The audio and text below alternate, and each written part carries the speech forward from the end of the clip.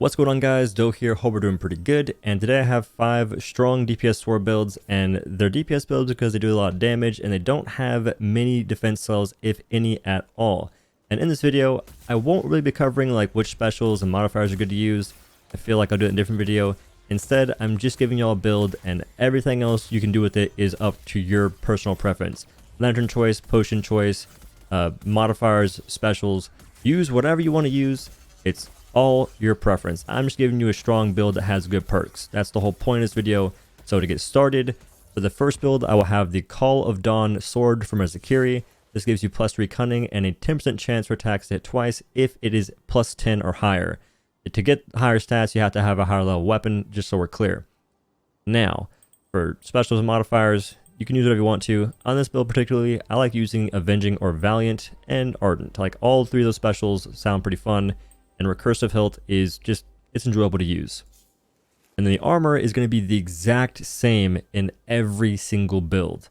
Just to help you guys save on loadout slots, it seemed like a pretty good idea to do that. So, for the first piece I have, Dark Watch from Shroud with +3 Rage and a power slot, Mantle of Thorns from Koshai with +3 Predator and a utility slot, Malkarian's Grasp with +3 Predator and a technique slot, and Volcanic Threads from Charoj with +3 Rage and a power slot. Lantern choice, whatever you want to use. Don't pick Recruit, you noob, unless you have to.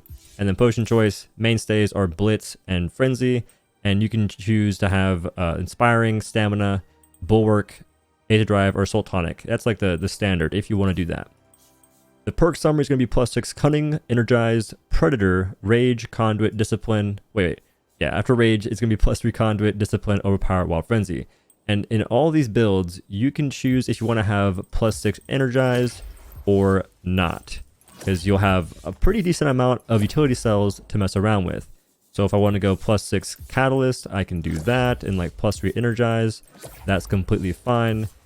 You can do whatever you want to. The only thing I'll say that I should say every time I mention this is that +3 Conduit will overwrite +6 Conduit if your team is using that and you're using +3. So if you're playing solo, you can use +3 Conduit all day. In a group, I would suggest against it if your teammate uses +6 Conduit. Now moving forward, we have the Voidbane build, which is the Thorax Legendary, and I'm using using the Riftstalker Bond. So the bond gives me +3 Wild Frenzy and a chance after dealing damage to generate a Shadow Orb that grants a bit more damage. I think it's like around 36% more damage. It's something like that. It's pretty strong for the sword and just in general. For special modifiers on this build, I just have Avenging Overdrive and Recursive. I think I have that a lot. I don't know why. And then armor is the exact same. It's like a habit to almost mention it again, but it's really rough of a habit. And this build is pretty strong, pretty fun. What makes it fun is the special, actually. Like being able to just go into your special to either dodge an attack or to interrupt. That feels pretty cool and pretty fun. And generating orbs makes you feel kind of like a warlock. It's still a strong build, and my loadout slot looks pretty freaking schmexy, if I do say so myself. Now, for perks, I have +6 Conduit, Overpower, Predator, Rage, Wild Frenzy, Discipline, and Energized. And again, you can change the conduit to be energized if you want more, or catalyst, whatever the deal.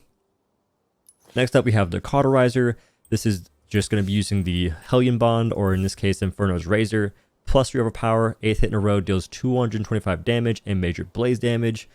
It's pretty solid. The special on the weapon, or the legendary ability, I don't really use it that much, so if you like using that, that's all great and dandy. And for this weapon, I use Avenging Overdrive, and actually that's a lie.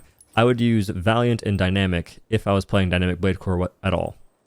And then for cells, it's going to be +6 Conduit, Overpower, Predator, Rage, and +6 Wild Frenzy, and then +3 Discipline and Energized. Now, I should mention that I don't use Berserker on the new sword. I don't like it. I'm not saying it's bad. I'm not sure if it's bad, but I don't like using it. So if you want to use it, then I would suggest in this build changing +6 Wild Frenzy to being +3 Berserker, and then a +3 Wild Frenzy, if you're trying to do that. Personally, I'm just not about it, so I just go with +6 Wild Frenzy instead. And the Hellion Sword is still a solid option. It's not as strong as it was, and that's mostly because you don't attack nearly as fast as you used to. Like, it's hard to compete with standing still and spamming Whistling Blade whenever you have the new sword. So it's still a good weapon, but it's not as good as it used to be, if that makes sense. And then second to last, we have the Eonist of Boreas. This is like my favorite sword, like hands down, especially now that you can actually generate a meter.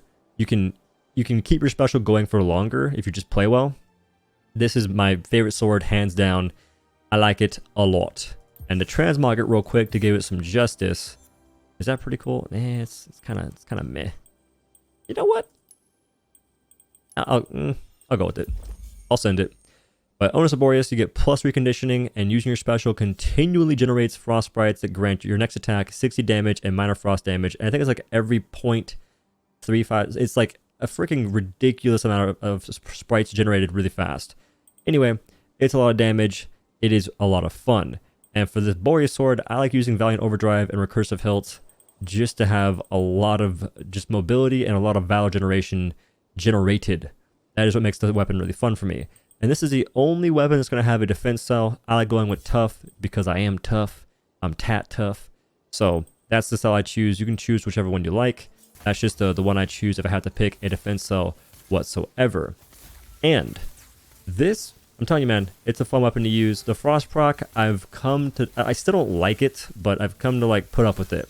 I've begun to just endure the annoyance of behemoths being slowed whenever you're using this weapon. So that is what I have to deal with. That is what you're going to have to deal with if you play sword.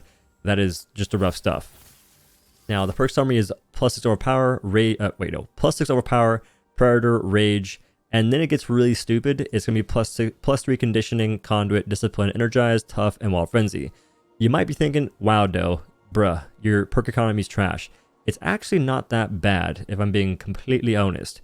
Part of the thing here is I'm going to have conditioning and tough no matter what. Well, conditioning for sure, and then a defense cell no matter what. Until we get a legendary frost weapon, you're going to have to be stuck with a defense cell, so that's just what you're going to deal with. Now, the conduit being plus 3 is fine. Again, if you're playing solo, if you're in a group, make that plus 3 conduit into another energized, or just get plus 6 catalyst or plus 6 conduit. I like having energized just a little bit because it makes it more fun to play the sword personally. And then Wild Frenzy, Discipline, those are good in their own right. Now, the last build is using the Cyclonic Fury. Yes, this is the Malkarian legendary. Teleport to a behemoth dealing shock damage, and that in itself can proc shock really, really fast. So that's fun to use because using a shock weapon and you can shock proc with the teleport, it just feels good doing that. And the bond I'm using is the Storm Sword. This is going to give you plus 3 energized, and after dodging to an attack, your attacks gain 100% bonus meter for 4 seconds. So this is fun because this just gives you even more meter generation, and this is going to be the best sword to maintain full duration of your permanent duration of your special throughout a fight. If the behemoth is attacking you, if it's like CC'd to death, then you can't dodge, so GG on that. But in this build, I am 100% going to be using Valiant Overdrive just for the funsies. Avenging Overdrive is good too. In this build, I'm going to have plus 6 Conduit, Energized, Overpower, Predator, Rage, and then plus 3 Discipline and Wild Frenzy. So this is a pretty solid team build. Pretty solid team build.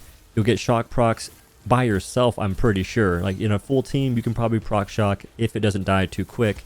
So that's support for your team. You get some conduit going, that's more attack speed for your teammates. You got the energized to just generate more meter.